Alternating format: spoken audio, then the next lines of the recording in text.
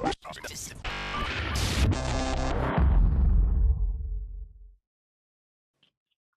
there, and welcome back to another anatomy hack. In this video, I'll show you how to draw the tarsal tunnel and label its contents and its borders. So the tarsal tunnel is located on the medial side of the ankle. It has a fair few large structures in it. Although there's not many structures, they're all quite bulky structures themselves, which means that there's not much free space within the tunnel for those structures to move around, especially if there were to be some sort of inflammation or impingement in that area as well.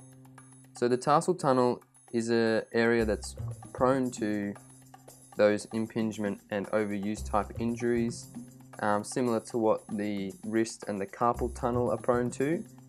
So there's a syndrome called tarsal tunnel syndrome, which comes about from inflammation within the tarsal tunnel that ends up compressing the tibial nerve, and you have recurrent symptoms from that.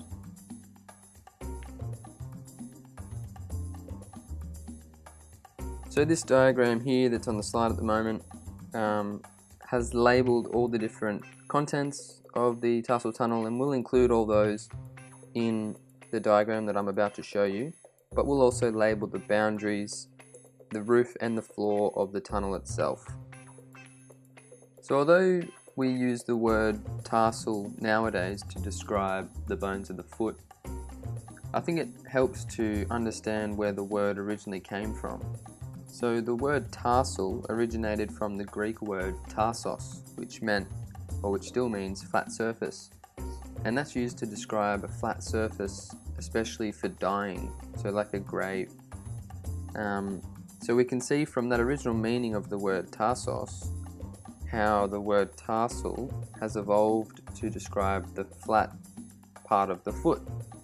So the tarsal bones make up the flat of the foot that we use to walk on, and that includes the two longitudinal arches and the horizontal arch that all make up the flat part of the foot. So one last thing before we get cracking on the tarsal tunnel and how to draw it, let's just revise the tarsal bones themselves on the medial side. So this grey line there is the medial longitudinal arch. We have the calcaneus sitting most posteriorly. On top of it is the talus, and on top of the talus is the tibia that articulates with the talus. So this is the tibia here. Just drawing that in there so that it's clear that it's not a tarsal bone. In front of the calcaneus and the talus is the navicular bone. Then we have the medial cuneiform, the intermediate cuneiform, and the lateral cuneiform is over there inside there. In front of the medial cuneiform is the first metatarsal, and then we have proximal phalanx and the distal phalanx of the first toe. In front of the intermediate cuneiform is the second metatarsal. This one has a proximal, intermediate and distal phalanx. In front of the lateral cuneiform is the third metatarsal with its proximal, intermediate and distal phalanxes, or phalanges. And then on the lateral side of the foot is the cuboid bone with the fourth and fifth metatarsal in front of it, but I won't include that here. So these are the tarsal bones that we'll be considering whilst we're drawing the tarsal tunnel, because they form the floor of the tarsal tunnel. Alright, so let's draw the tarsal tunnel. Now this is from a slightly more posterior medial view than the straight medial view, but you'll see in a minute. First off, let's draw the tibia and the fibula. They kind of give us our hinge or socket for the ankle joint. Now in between those two bones is the talus. This is the tibia, and this is the talus. Now articulating with the talus from behind and underneath is the calcaneus. So let's draw in the calcaneus here. This is the calcaneus. Now we need to draw in the cuneiforms, but first the navicular. Now the navicular sits roughly about here. The lateral or the intermediate cuneiform there, and the medial cuneiform. Then we have the first metatarsal, proximal and distal phalanx, second metatarsal with its 3 phalanges, third metatarsal, 2, 3, fourth metatarsal, 1, 2, 3, and lastly the fifth metatarsal. So there we have the bones, or the bony structure that we'll be going from. So now we can see that the floor of the tarsal tunnel will be made up of the calcaneus and the talus here, and the roof is made up by a structure that runs from the calcaneus to the medial malleolus, and that's called the flexor retinaculum. So now once we've drawn that in, we can see that we have this space here. Then that's going to be our tunnel where the contents are going to travel through. A phrase that's commonly used to remember the contents of the tarsal tunnel is Tom, Dick, and very nervous Harry. And that stands for tibialis posterior, flexor digitorum longus, the posterior tibial artery, posterior tibial vein, tibial nerve, and flexor hallucis longus. So we're going to draw all those in our tunnel space there underneath the flexor retinaculum.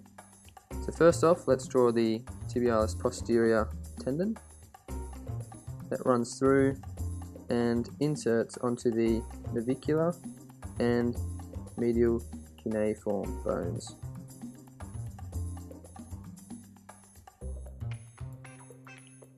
Second, let's draw flexor digitorum longus.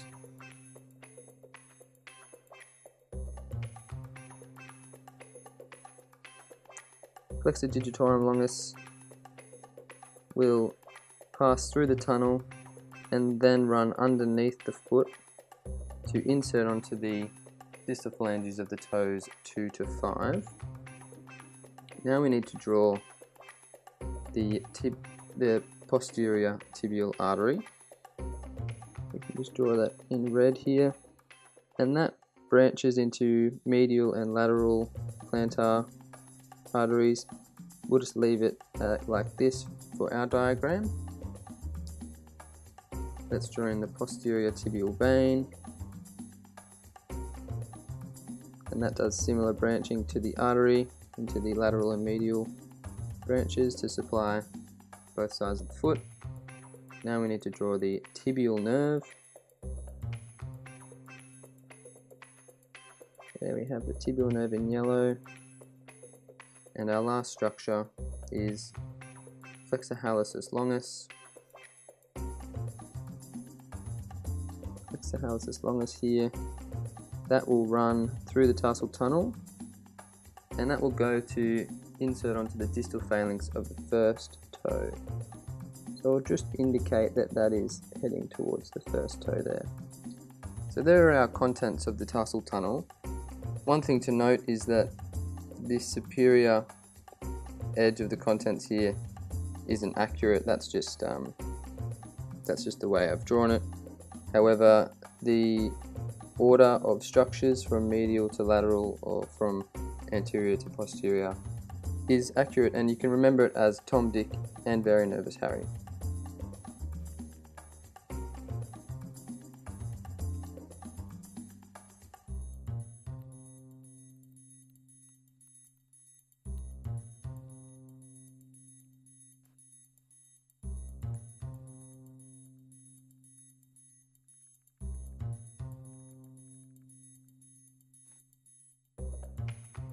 So there it is, guys. There's our way of drawing the tarsal tunnel.